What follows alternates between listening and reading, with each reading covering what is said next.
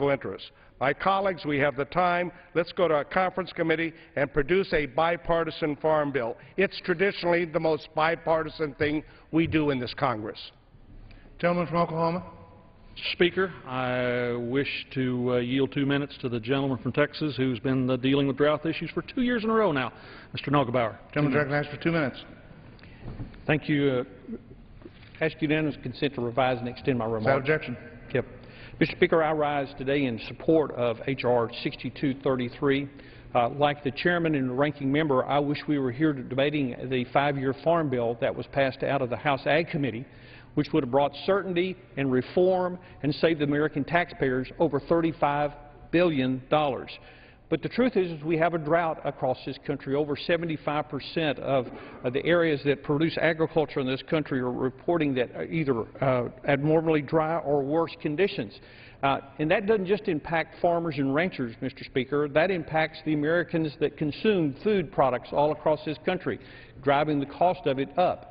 So what we are doing today is doing something that we should have done when we wrote the previous farm bill, and that is making sure that this program extended for an additional year and doing it in a way that's very fiscally responsible. In fact, we're going to save the American taxpayers by $256 million by making some shifts, moving some money around, and making sure that these farmers and ranchers that are going through this tremendous drought have the resources they need to continue and also to help somewhat mitigate the increased cost of food for our country.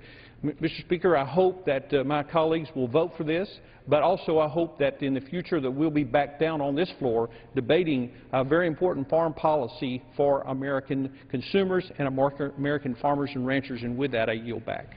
Gentleman from Minnesota. Speaker, I yield 2 minutes to the gentleman from Georgia. Gentleman recognized for 2 minutes.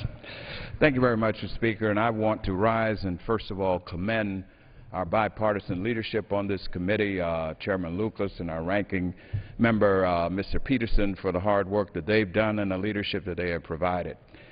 We're faced with sort of a dilemma here. The right thing for us to do, that we should be doing right now, that we should have been doing 2 or 3 days ago, was dealing with the 5-year extension of the Farm Bill. That is exactly what we need to be doing.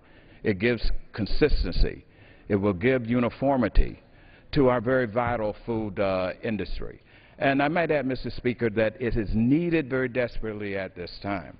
But at the same time now, we are faced with a very serious drought situation that is pummeling our country, the likes of which we haven't seen in over 60 years. And so the immediate and responsible thing for us to do is to respond to this drought crisis and pass this bill immediately, and then move resolve that the first order of business we will do when we return is to take up the 5-year farm bill. And might I add, Mr. Speaker, that while we have this disaster facing us, which is the drought, we have another, and that is the food issue in this country, especially the issue of the SNAP program and what we refer to as the food stamp program. Mr. Speaker, if we do not come together with a good conference committee report that looks at this issue with the necessity that the problem presents, under the current bill that's from the House side that was passed our Agriculture Committee, there will be over, according to CBO, over 300,000 children who will go without food. It will be 155,000 veterans who will go without food, and nearly 200,000 of our seniors. And so what I am saying is that we have not just the drought crisis, which we are going to respond to today, but we've got to come back and deal with this other crisis as we work to put together a very effective 5-year farm bill. And with that, I thank the chairman. Gentleman from Oklahoma. Mr. Speaker, I wish to recognize one of the most active members of the committee, my colleague from Nebraska, Mr. Fortenberry, for 2 minutes. Gentleman recognized for 2 minutes. Thank you, Mr. Speaker. I'd like to thank the leader of the Ag Committee as well for his important leadership on this issue and many, many others. Mr. Speaker, just like in Nebraska where we're hoping for rain, I'm actually hoping for a long-term farm bill. Agriculture remains the only bright spot in the American economy, and it is critical that we build a multi-year farm bill that is built upon our strengths and provide certainty for our nation's agricultural producers. Last month, with bipartisan support, the House Agriculture Committee under Chairman Lucas's leadership approved such a bill. The House should act on it before the current Farm Bill expires this September. While the 5-year proposal is not perfect, it provides adequate protections for farmers and ranchers. It supports young and beginning farmers and embraces new market opportunities domestically and internationally while also reducing spending. The proposal charts a new way forward for America's farmers and ranchers while respecting the federal government's severe budgetary constraints. Mr. Speaker, agricultural policy is essential to America's food security, but agriculture is also critical to our energy policy, environmental policy, even our national security policy. A new farm bill is imperative for the future of the agricultural sector, but also for the well-being of our country. While I'm disappointed that we are not acting on a long-term bill, it is important that we consider this legislation, and I support its passage. Drought conditions are affecting many parts of the nation. This bill reinstates past legislative provisions. There's nothing new here, and it gives relief to livestock producers. The measure is paid for and actually reduces spending while attempting to remain appropriately sensitive to important conservation programs. I urge its passage, and I yield back. Gentleman from Minnesota. I reserve, Mr. Speaker, I reserve the balance of the time. Gentleman reserved. Gentleman from Oklahoma. Mr. Speaker, I wish to recognize one of my lead subcommittee chairmen who put a tremendous amount of effort in this Farm Bill process, the gentleman from Texas, Mr. Conaway, for 3 minutes. Gentleman is recognized for 3 minutes. Ask unanimous consent to revise and extend my remarks. Without objection. Thank you, Mr. Speaker. Thank the Chairman. I rise today in strong support of this disaster relief bill. To fully appreciate the need for this legislation that's going to pass the House today, we hope, and be signed into law by the President this week, just turn on your television or look at the front page of any newspaper to see the details of the drought gripping our countryside today. As a West Texan from cattle country, I know a little bit about droughts. The record-breaking drought that we faced last year in Texas, that's still being felt this year, by the way, was heartbreaking for all of us, especially those who make their living raising livestock and growing crops that feed and clothe our nation. I'm sometimes called upon to ask, is there good that can come out of a bad situation? Maybe this is one of those times. I hope my colleagues who doubt the need for farm policy might think a little bit about what our country's farmers and ranchers are going through right now, and then imagine what many of them are going through without crop insurance, which is the one and only reason why we are not in here today debating a multi-billion-dollar disaster package. In other words, an ounce of prevention is worth a pound of cure. Unfortunately, our livestock producers do not have crop insurance. They have to depend on disaster programs instead. Regrettably, the authority for this disaster relief has expired and must be renewed in order for livestock producers to receive the relief, and that's what this bill does. But the need for farm policy goes beyond addressing droughts and whatever else Mother Nature might throw at us. It also is responding to high foreign tariffs and subsidies that are climbing higher and higher, breaking records, while funding for U.S. farm policy is an all-time low. Agriculture matters to our economy, to our balance of trade, to U.S. jobs, and to our national security. Importantly, the bill before us is fully paid for, so it doesn't increase the deficit. We offset the cost of using dollars from 2 conservation accounts that have never been spent on the conservation purposes that they were intended to use. Zero impact on conservation programs, but nevertheless helping farmers and ranchers. I know many of my colleagues say we should be passing a 5-year farm bill instead of a disaster relief. No one is more committed to enacting that long-term foreign policy than I am, and continue to work that way. We passed a good one in the House Agricultural Committee under the leadership of Chairman Lucas.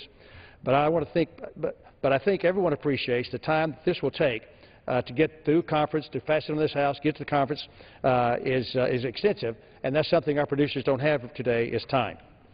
I'm disappointed in some of our farm groups that they've objected to the various manners in which the House is working and attempting to advance our nation's farm policy. A number of these groups are the very same groups that have assisted in dragging out this debate by trying to advance farm policy that only works, if at all, for one region of the country or only for a couple of crops. Our livestock producers need help now, Mr. Speaker, and that's what the House is about to do, I hope, is to always respond in times of natural disaster. I urge my colleagues to vote for this bill, and I yield back. Gentleman from Minnesota, continue to reserve. I reserve. Gentleman from Oklahoma. Mr. Speaker, I would like to yield to the gentleman from Iowa who does very important work for agriculture on the Appropriations Committee. The gentleman, Mr. Latham, 2 minutes, please. Gentleman is recognized for 2 minutes.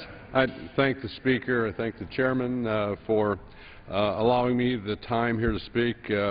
And I rise in support today of H.R. 6233, the Agricultural Disaster Assistance Act. As we all know, farmers are really suffering, ranchers suffering from one of the worst and widespread disasters, droughts that have occurred in decades. And while over half of Iowa has been designated as a disaster area because of the drought, farmers at home are really hurting and really feeling the pain of the drought. You know, while the forecasts are not good for the future as far as rain, and the conditions appear to be worsening every day out there, the temperatures near 100 degrees, we're at a critical point. Congress can't legislate rain like we'd like to, but we can certainly provide farmers the certainty that they need to address the disaster, which is the worst in decades. Unfortunately, Mr. Speaker, the livestock producers have no safety net to fall back on because the disaster programs expired last year. Extending these programs to the end of fiscal year 2012 will give farmers the confidence and the certainty to prepare for what's going to be a very difficult year. We're all pushing as hard as we can, doing everything possible to get a new farm bill done, and I would encourage everyone to work to that end. In the meantime, this is what we have to do. We need to do this immediately to give certainty to those livestock producers all over the country that are facing a very, very difficult situation with the drought. So again, Mr. Speaker, I would urge my colleagues to support H.R. 6233. Let's move this today and then get on to a new farm bill. And I yield back the balance of my time. Gentleman from Oklahoma. Mr. Speaker, I would like to yield to the gentlelady from Missouri, a tireless voice for rural American production agriculture. 2 minutes. Gentlelady is recognized for 2 minutes. Mr. Speaker, the drought which is devastating U.S. producers of agriculture throughout the nation poses a serious threat to every American family who plans on visiting the grocery store this year. American farmers and ranchers are on the ropes right now, and this legislation is desperately needed. I can't tell you how important the leadership and cooperation of Chairman Lucas and Ranking Member Peterson has been on this issue because statistically speaking, this is the worst drought since the 1950s. The forage situation for livestock is the worst since 1933. In southern Missouri, the drought is breaking the life's work of dairy farmers like Stacy McAllister, who wrote this to me, and I quote, "I've been talking to some farmers, and the feed prices are going to put us out of business. Milk isn't coming up at all on price, and feed costs are doubling in cases. The sorriest hay that you could feed a heifer is at $200 a ton.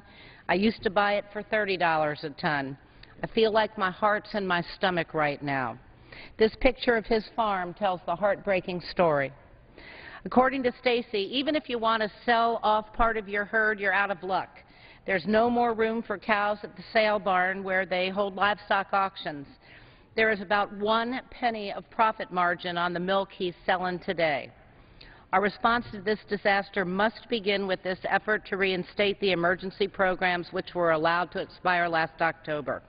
We've paid for the reauthorization of these 4 programs in this legislation, and there's no reason not to renew them. These programs are a safety net for our livestock producers in free fall.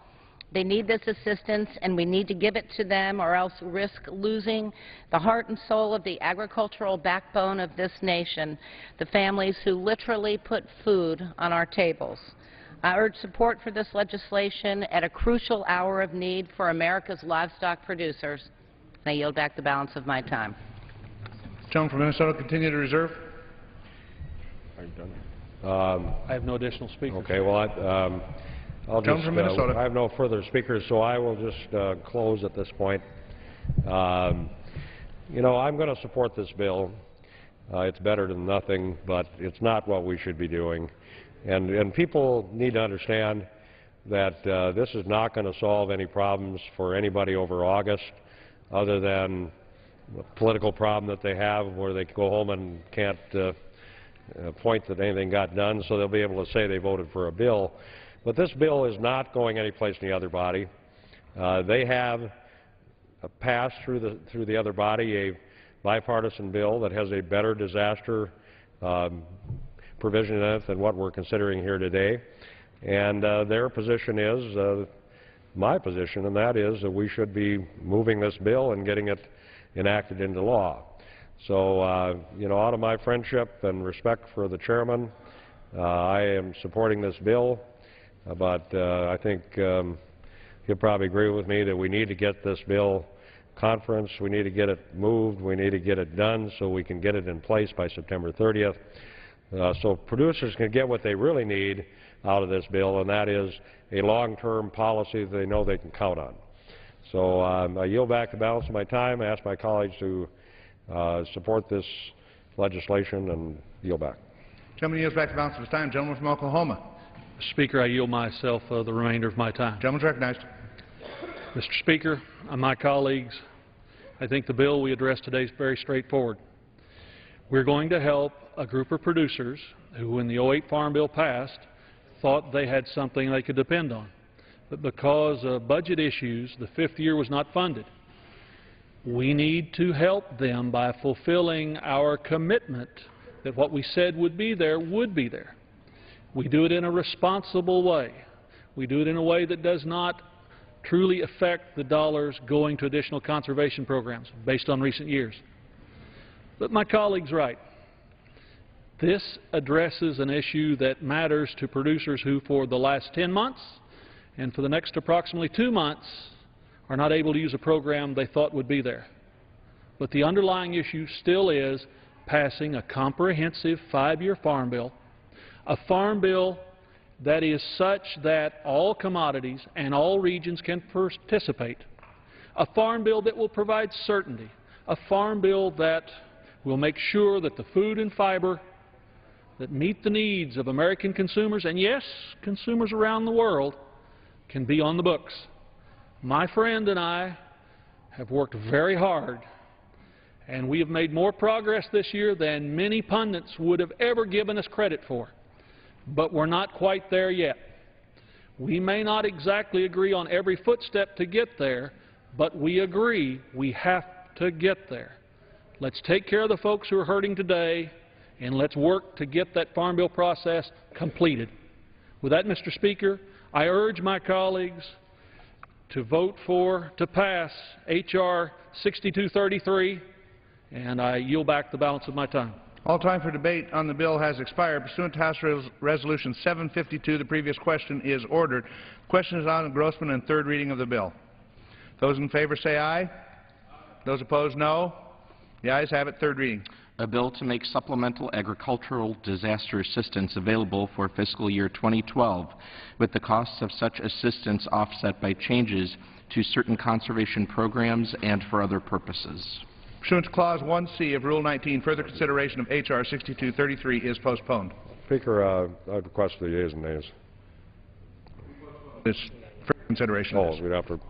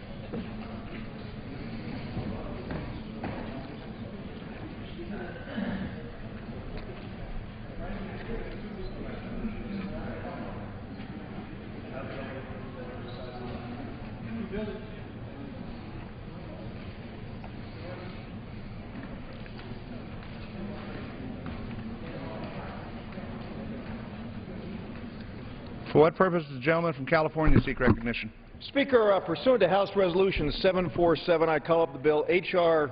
6169 to provide for expedited consideration of a bill providing for comprehensive tax reform and ask for its immediate consideration. Clerk will report the title of the bill. House Calendar Number 153, H.R. 6169, a bill to provide for expedited consideration of a bill providing for comprehensive tax reform.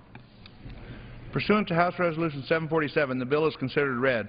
The bill shall be debatable for 3 hours, with 1 hour equally divided and controlled by the chair and ranking minority members of the Committee on Rules, and 2 hours on the subject of reforming the Internal Revenue Code of 1986, equally divided and controlled by the chair and ranking minority member of the Committee on Ways and Means. After debate, it shall be in order to consider the amendment in the nature of a substitute printed in Part A of House Report 112-641, if offered by the gentlelady from New York, Mrs. Slaughter, or her designee, which shall be considered read and shall be separately debatable for 20 minutes, equally divided and controlled by a proponent and an opponent.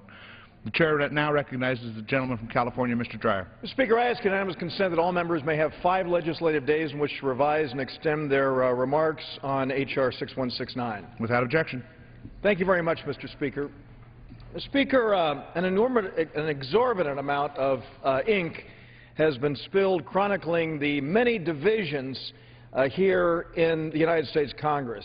I was just speaking a couple of hours ago in the well about the bipartisan consensus we were able to put together on the trade issue, and I've got to say that the differences of opinions between and within the Democratic and Republican parties are extraordinarily well documented, and too little attention is focused on the kind of bipartisanship that we've had on issues like the one that we were debating earlier today.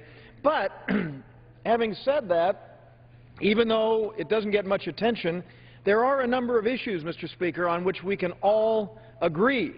We all agree, for example, that dramatic reform of our budget process is needed. We may diverge significantly on the kinds of reforms and the manner in which they should be implemented, but none of us looks at our skyrocketing deficit, anemic economic growth rate, or persistent unemployment and thinks that the status quo when it comes to the federal budget process is acceptable. I personally believe very strongly in the notion of our going to a two-year budget cycle so that we could have both the Appropriations Committee and the other authorizing committees expend time and energy and effort meeting its constitutional responsibility of oversight. So again, there are a wide range of views as to how we deal with the issue of budget process reform, but there's a consensus. Democrats and Republicans alike believe that it's necessary. We all understand that budget challenges must be addressed in 2 specific areas, both taxing and spending, and we disagree greatly on the level and the structure of both, but we agree that it needs to be addressed. We know that meaningful budget reform must consist of both reform of the budget process itself as well as reform of the tax structure. Mr. Speaker, the exponential rise in spending in recent years infused our reform agenda with a great sense of urgency, which is why we as Republicans have focused so intently on reversing that trend and bringing about meaningful spending cuts. In fact, when I announced that I'd be leaving here at the end of this year, one of the things that I had wanted to accomplish as I made the choice, even though I wasn't originally planning to run again, this was 2 years ago, one of the things that I said we had to do is reverse that trend that we'd been on with an 82% increase in non-defense discretionary spending that we'd seen the years before. Well, I'm happy to say that we have been able to at least begin the process of reversing that trend. Now we face a new level of urgency on the tax side of the equation. As we face the prospect of stark tax increases at the end of this year, while unemployment is stuck, as we've had pointed out to us by the chairman of the Ways and Means Committee, Mr. Camp, an unemployment rate in excess of 8% that has gone on for more than 40 months, and we've just gotten the report at the end of last week that the growth rate, our GDP growth rate, was revised downward from 1.9 to 1.5%. Tomorrow we're due to get these unemployment numbers. We all hope and pray that we will see improvement, but even if we do see some improvement, we know that the length of this challenging economic period is something that needs to be dealt with, and one of the best ways to deal with it is meaningful tax reform. The legislation that we have before us, H.R. 6169, represents one half of our two-pronged approach for preventing the enactment of catastrophic tax increases that would further paralyze our economy.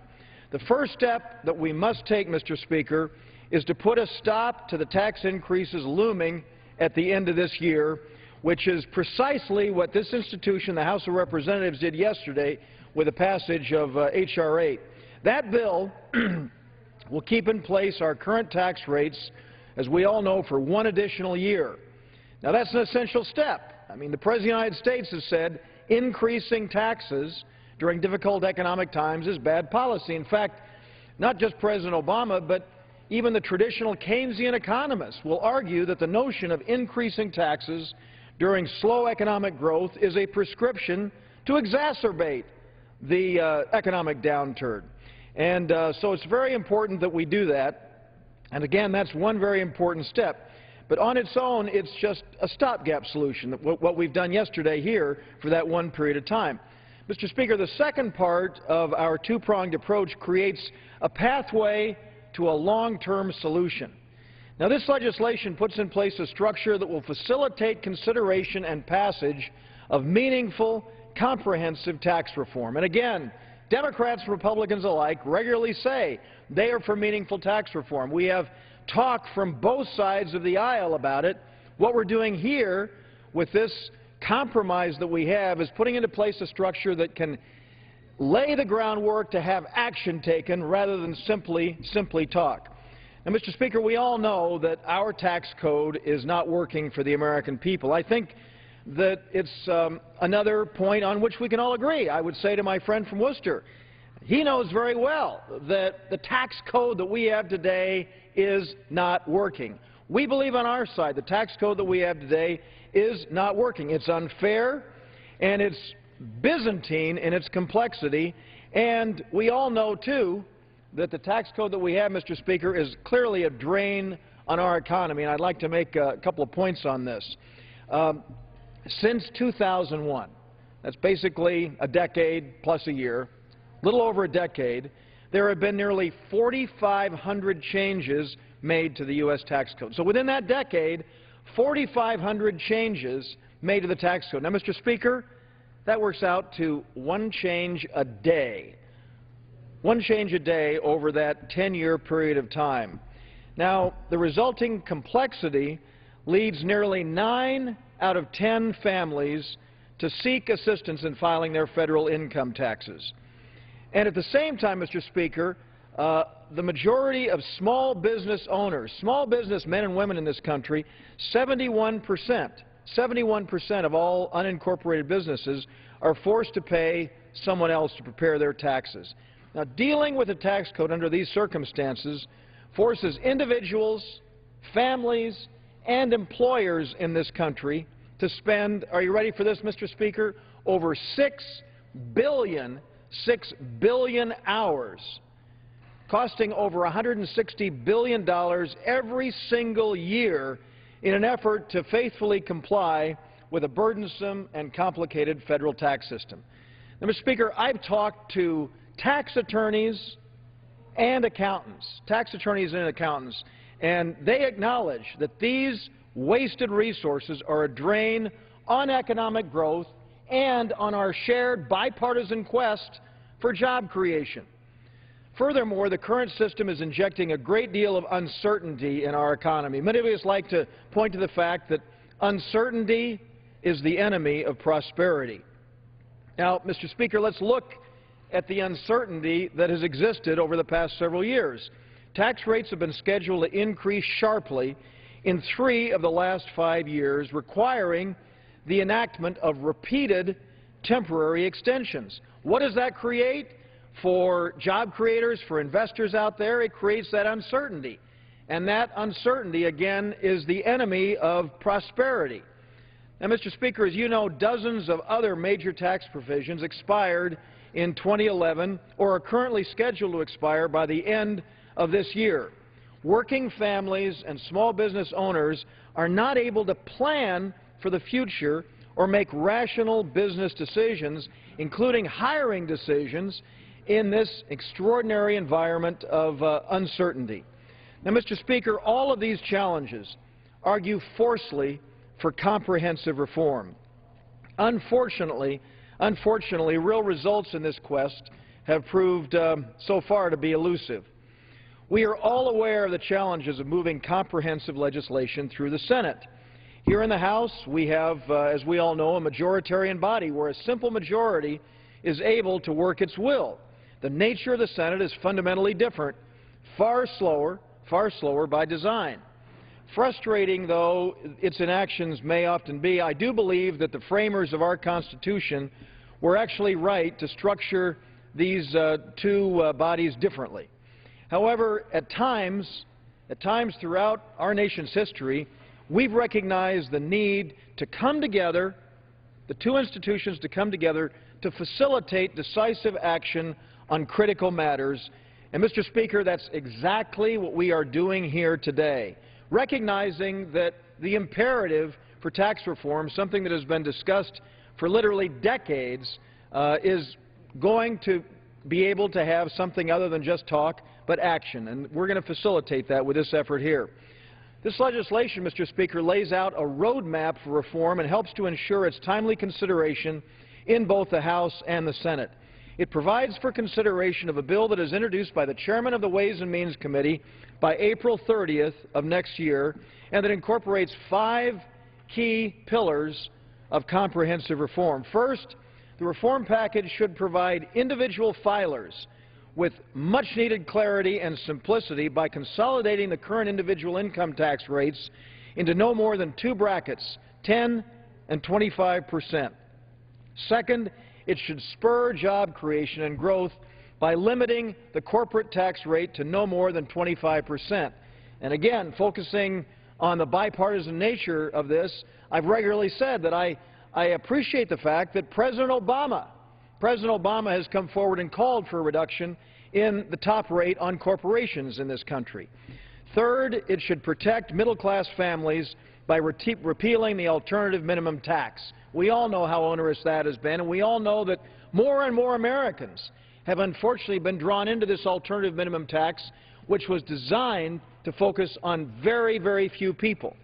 And fourth, Mr. Speaker, it should broaden the tax base to maintain revenue between 18 and 19% of our gross domestic product. And so as we look at our economy, the goal of 18 to 19%. And finally, one of the things, again, I was talking about earlier is our global leadership role. We need to make sure that we shift from a worldwide to a territorial system of taxation to have greater equity, to allow for those who want to invest and participate to be able to do so on a global basis. And these are broad outlines of the tax reform agenda, Mr. Speaker, and they're an outline that I think will lay the groundwork again for the details to be put into place. The legislation provides for expedited procedures in the House and the Senate so that comprehensive reform can receive its due consideration.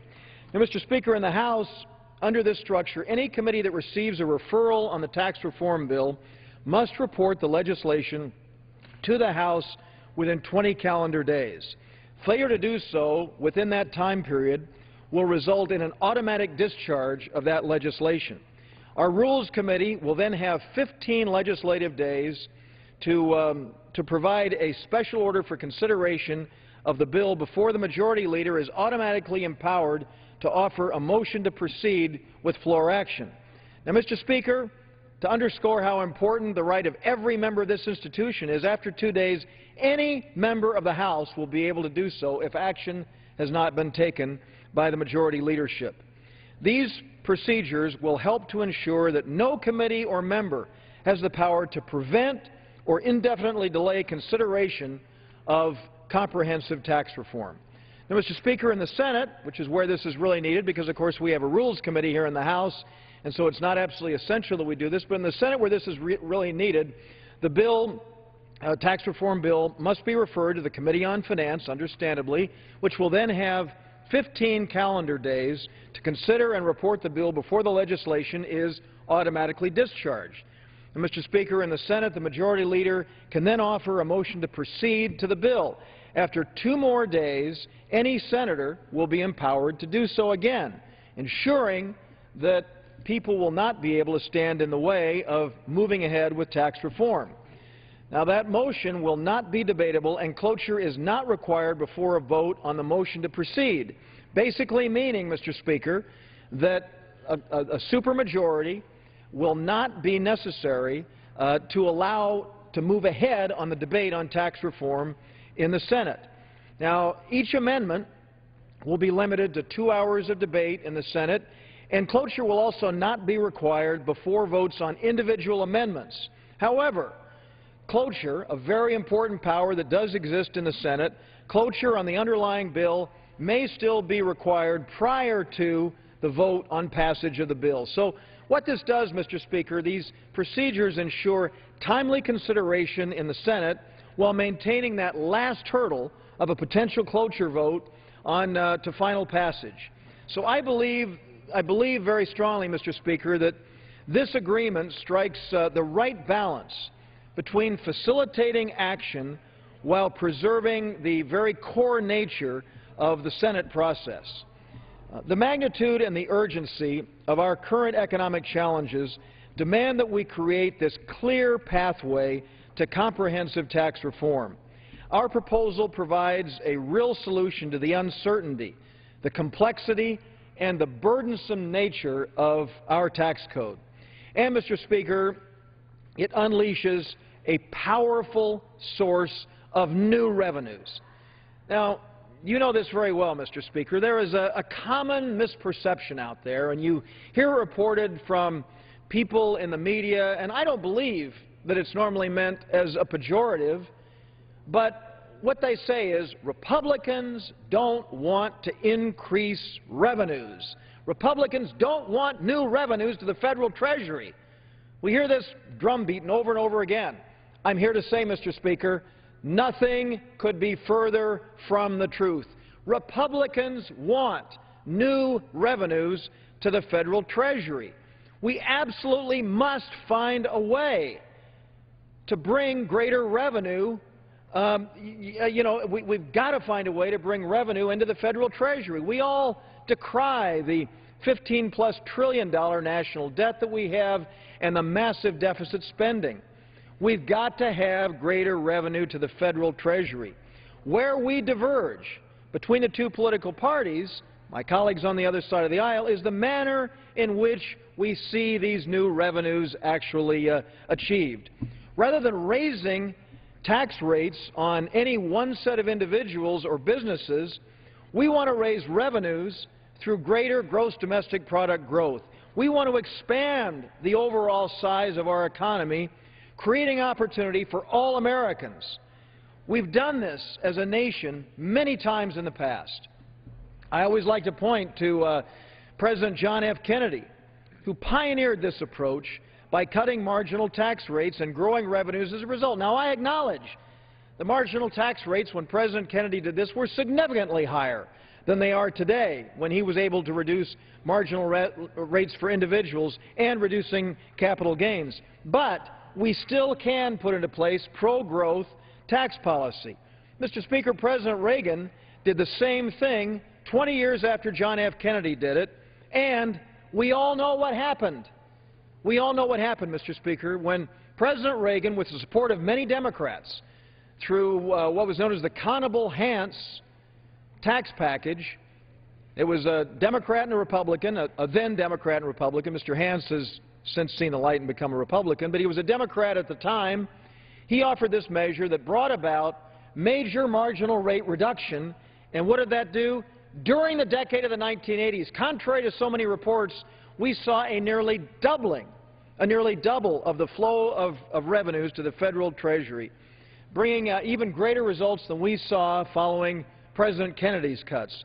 So, Mr. Speaker, we want to follow the Kennedy-Reagan tradition of expanding the federal treasury by implementing pro-growth tax reform.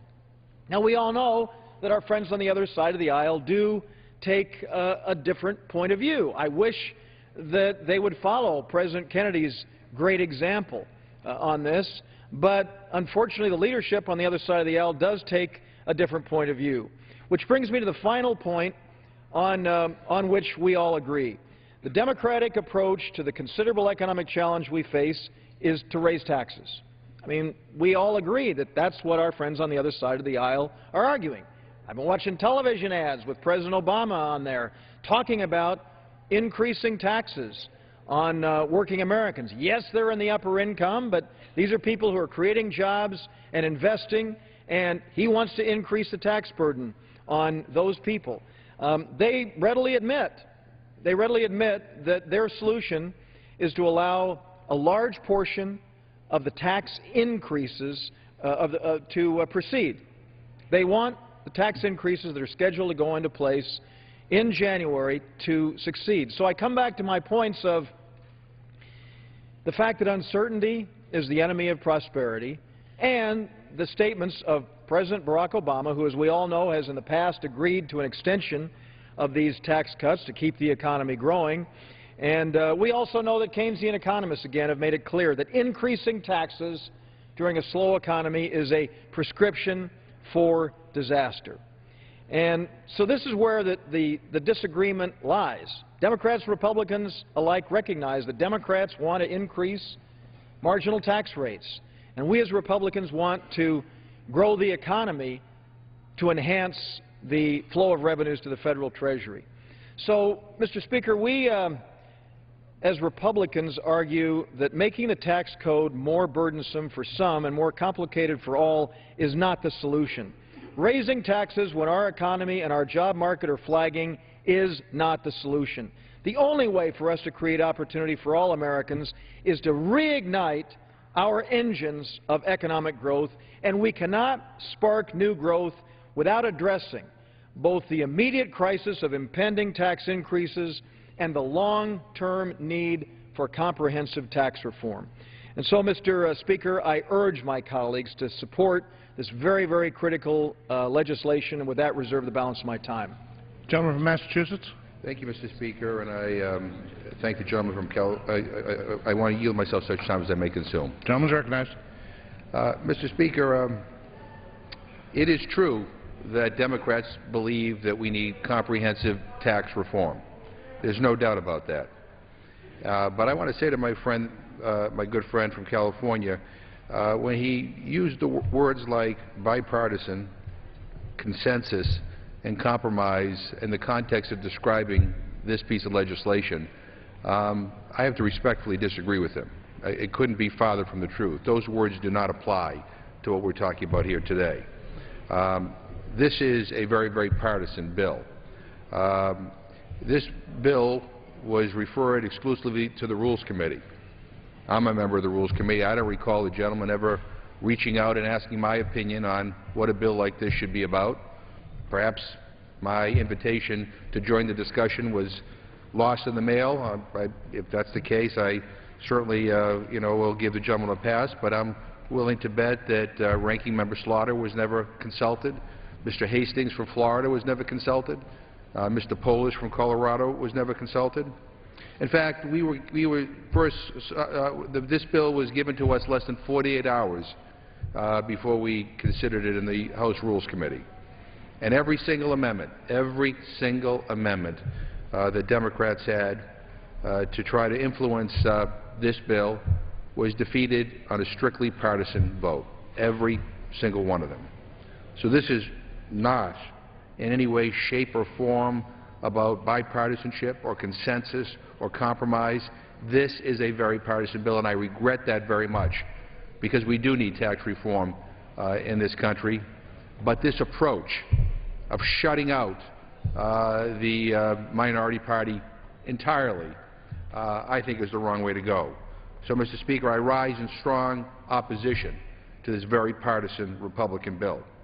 And actually, I use the term bill very loosely here because this isn't really much of a bill. It's a press release masquerading as a meaningful piece of legislation. H.R. 6169 would create expedited procedures for the Republican version of comprehensive tax reform. It lays out a whole bunch of criteria that tax reform has to meet in order to get fast-track protection in both the House and the Senate. It's sort of like reconciliation, but my Republican friends don't like to admit that. There are two very big problems with the Republican approach here. First, there is nothing in this bill that would prevent their version of, quote, comprehensive tax reform, end quote, from containing anything else they want to do. Turn Medicare into a voucher program or eliminate Medicare altogether. That would be allowed.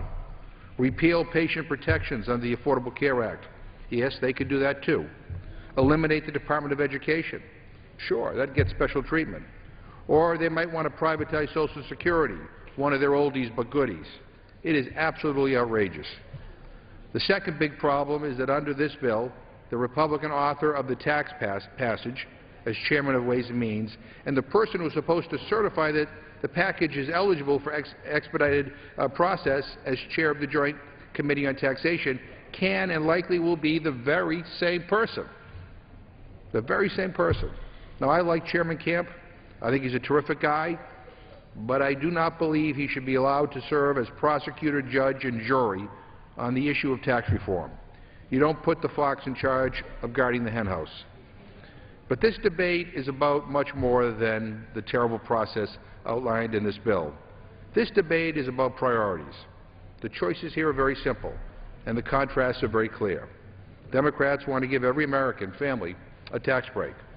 On the first $250,000 of income, everybody, including Donald Trump, including all those friends of my colleagues on the other side of the aisle who give millions and millions to super PACs, they'll all get a tax break on the first $250,000 of their income. But the problem is the Republican approach to tax reform is to raise taxes on millions of American middle-class families. Raise them. Democrats want the wealthy to keep some of their tax cut, but we believe during this time of budgetary crisis that we all have to sacrifice, including the millionaires and the billionaires. And so we're asking them to contribute just a little bit. Everybody else is contributing. They should too. But Republicans say no. They want to increase. They want to protect those tax breaks for the wealthiest individuals and increase the deficit. Just in order to protect, again, the 2% wealthiest Americans in this country. Democrats want to pass a tax cut bill that has already passed the Senate. That's the one I was talking about, the one that gives everybody a tax break on the first $250,000 of their income. And we want to pass that, and it could be on the President's desk at the end of the week, and we could actually have done something for the American people. But Republicans want to hold that bill hostage. You know, there's an old saying, you don't have to agree on everything to agree on something. I mean, it seems to me that, again, if I'm to believe the rhetoric on the other side of the aisle, that there's no objection to protecting tax breaks on the first $250,000 of someone's income. If there is consensus on that, then we ought to get that done. And then we could have the other fight about whether or not Donald Trump and Sheldon Adelstein and all those other guys can get tax breaks. We could have that debate later. But we could actually do something before we recess for August that would actually help people in this country. But what a radical idea in this Republican Congress, to do something to help somebody, to help middle-income families. We could do that, but they are saying no. We all agree that the economy continues to struggle. Of course, the Republican strategy of rejecting President Obama's jobs bill and manufacturing a debt ceiling crisis, that contributed greatly to this economic crisis that we're in right now. Now, my Republican friends like to talk about tough choices, about how there needs to be sacrifice in order to get our fiscal house in order. But why is it, time and time again, that their tough choices always seem to hurt the most vulnerable Americans? Why does their idea of sacrifice always mean poor people getting less food, or students getting less help with their tuition, or states getting less help with their roads and their bridges? You know, it takes no political courage, zero, to say to the very wealthy, you can keep all of your tax cuts, all of your special tax breaks and we're going to protect all those loopholes. It takes no courage. It takes no guts to help out millionaire hedge fund traders who write giant checks to shadowy super PACs. Mr. Speaker, this is a debate about fairness. That's what this debate should be about. It's about standing with the middle class instead of always standing with the millionaires and the billionaires. If my Republican friends were so certain about the rightness of their priorities, they would put the so-called principles in this bill into legislative language and bring it to the floor. I think the American people would cringe once they saw what those numbers would mean, but they have the ability to do that. You know, I should remind them that, and I regret this very much, but they're in charge. They run the House right now. You know, the chairman of the Ways and Means Committee could come up with a comprehensive tax reform bill. He could have any time. The Republicans have been in control and brought it to this floor, and my friends on the other side of the aisle have enough votes to, you know, to pass anything. They could have done it.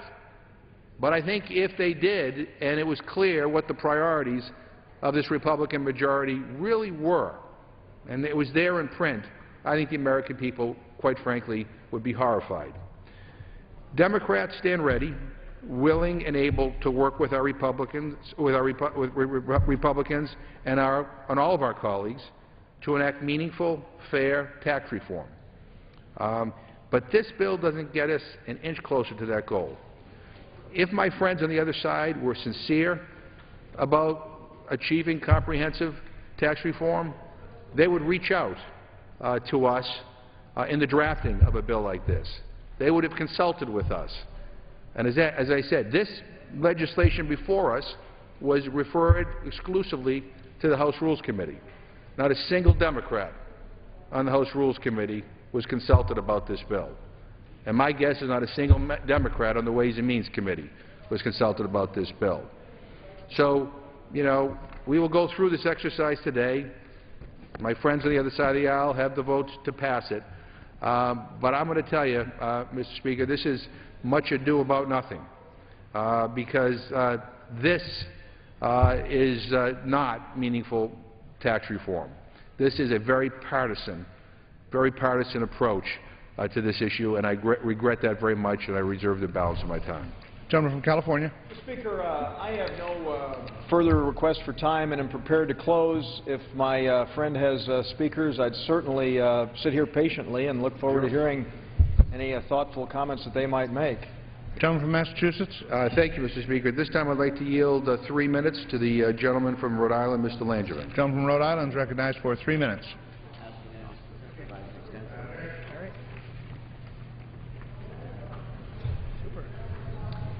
I thank the gentleman from Massachusetts for yielding. Mr. Speaker, today we have the opportunity to talk about our vision for the future and the path our country must set upon in order to remain competitive in the global economy and also get our fiscal house in order. Now, the tax reform proposals that we are debating today could not be in starker contrast. Today, I will vote against the Republican plan that is before us, and instead, I will vote for the Democratic plan, which I believe is a balanced approach to move our country forward and gives everyone the opportunity to succeed. Now, Mr. Speaker, this debate is about choices. Now, the Republicans want to give us more tax cuts to the wealthy, quite frankly, at the expense of everyone else. Democrats, on the other hand, propose a balanced plan that asks the wealthiest to sacrifice just a little bit more so that we can provide tax relief for the middle-class taxpayers, we can bring our debt down, and invest in economic growth. We will protect our most vulnerable. We will repeal the alternative minimum tax. We will discourage tax haven abuse and eliminate the tax breaks that ship jobs and profits overseas. Now, for far too many of us, Mr. Speaker, have experienced the hardship and loss of employers shuttering their operations in our districts, and we know that when a business closes, it's not just direct jobs that are lost, no, but an entire community which is affected. The grocery store has less business. People don't go to the movies. They're not going out to eat at the local diner. They postpone home repairs, and they don't buy that new car. But this has resulted as a result of Republican tax policies that, quite frankly, have incentivized companies moving their jobs overseas. Democrats propose to change that. That's why we've made promoting domestic manufacturing such a top priority. We want to rewrite the tax code in such a way that it incentivizes job creation here or bringing jobs back from overseas. That means that not only are we going to create jobs in that particular business that comes back to America or that starts up here in our country, but also the ancillary jobs that are created as a result that filter out into the community. Some estimate that for every one job that's created in manufacturing, for example, there's at least 4 or 5 jobs that are created in other industries. Now, we all agree that comprehensive tax reform is urgently needed. Where Democrats and Republicans fundamentally disagree is how we get there. Well, I urge my colleagues to vote against the Republican plan that is before us and vote for the Democratic substitute to reduce our debt, protect the middle class, promote American products that made by American workers, and invest in our national priorities, infrastructure, education, research, and security. Let's keep America competitive and create jobs the right way, right here at home. With that, I thank the gentleman for yielding, and I yield back the balance of my time. Gentleman from Massachusetts. Let me ask the gentleman, does he have any other speakers, or is he, or then I will close for... Gentleman from Massachusetts. Mr. Speaker, let me repeat some of what I said in my opening statement, because I think it's important for my colleagues to understand this. The Republican pathway to this tax reform is a path, as I said, for the chairman of the Ways and Means Committee to draft and to certify a bill that would receive extraordinary fast-track procedures with virtually no limit on what could be contained in it. Republicans have promised that its fast-track bill would contain at least 4 proposals based on the Ryan budget, in addition to the repeal of the AMT. And together, these 4 provisions would shift the tax burden from the wealthiest to the middle class, and it would ship jobs overseas. Let me just read one of the proposals in this bill. Republican proposal is, and I quote, a consolidation of the current 6 individual income tax brackets into not more than 2 brackets of 10 and not more than 25%, end quote. Now, what does this mean? It means that the average millionaire would lock in an annual $331,000 tax cut under the Ryan plan. To pay for these tax cuts, the Ryan plan would potentially eliminate provisions that are vital to the middle class, including tax deductions for mortgage interest, state and local taxes, and charitable contributions, as well as the tax exclusions for employer-sponsored health insurance and contributions to 401k plans. The source of this is the Joint Economic Committee. And the plan would necessarily have to raise taxes on middle-class families by approximately $4,500. Another proposal in this bill, and I'll quote, a reduction in the corporate tax rate to not greater than 25%, end quote. Now, what does this mean? It means eliminating every corporate tax credit and deduction would generate only enough savings to reduce the corporate tax rate to 28%. To get to even 28%, the Republican tax plan will require wiping out every provision of the tax code that encourages domestic job creation, investment, and innovation. And in order to raise additional revenues for a corporate tax cut, the Republicans will go after individuals or small businesses. Mr. Speaker, my friends on the other side of the aisle have made their priorities known in the budget that they all voted for. I think it's a radical approach to our economy. It's an approach that I believe, and my colleagues on the Democratic side believe, will be devastating to middle-income Americans. And it is really unfortunate that we are here, not in the spirit of bipartisanship, not in a spirit of compromise or trying to find consensus, but in a very partisan way, moving this bill forward. And at the end of the day, we're leaving here really doing nothing for the American people. You know, I was listening to the debate on the drought relief and listening to Democrats and Republicans both lament that there's no farm bill. We're going on vacation, and there's no farm bill. There's no jobs bill, no jobs agenda, no tax cuts for the middle class. We all agree that there should be we should preserve the tax breaks on people earning up to $250,000. We seem to agree on that. My Republican friends are saying, no, we're going to hold that hostage until you make sure that Donald Trump and the people that give to these exorbitant amounts to super PACs, they get their tax breaks. But we could agree on that. We could actually do something for the American people, and we're leaving. no Farm Bill, as I mentioned, no Violence Against Women Act, no cybersecurity plan, no bipartisan plan to prevent sequester. I mean, I hear my friends on the other side of the aisle complaining about the sequester, which, by the way, they caused that terrible idea to be a reality when they brought this economy almost to a collapse during the debt ceiling debate. But you know, we're leaving. We're leaving town today. They gave away tomorrow. We're leaving town with all this unfinished business. We're leaving town not doing anything meaningful for the American people, especially for those in the middle and those struggling to get into the middle. This has to be one of the least effective, least productive Congresses, I think, in the history of our country. And when there's a reason why, when you read these public opinion polls, there is a reason why Congress is held in such low esteem. It's because people are watching what we're doing here and wondering why we're not on their side. You know, people who are struggling to hold on to their jobs or to get jobs are wondering, why aren't we moving forward with a jobs agenda? Why aren't we passing a middle-class tax cut? Instead, we are here basically to pass a press release that says that at some point we're going to do tax reform, and they don't want to tell you the details of the tax reform because I think that would be very unpopular and would frighten a lot of people in this country when they see the devastating impact on the middle class. So having said that, Mr. Speaker, I urge my colleagues to vote no on this bill, and with that I yield back the balance of my time. Gentleman yields back the balance of his time. Gentleman from California. Gentleman recognized. Mr. Speaker, I want to congratulate my distinguished Rules Committee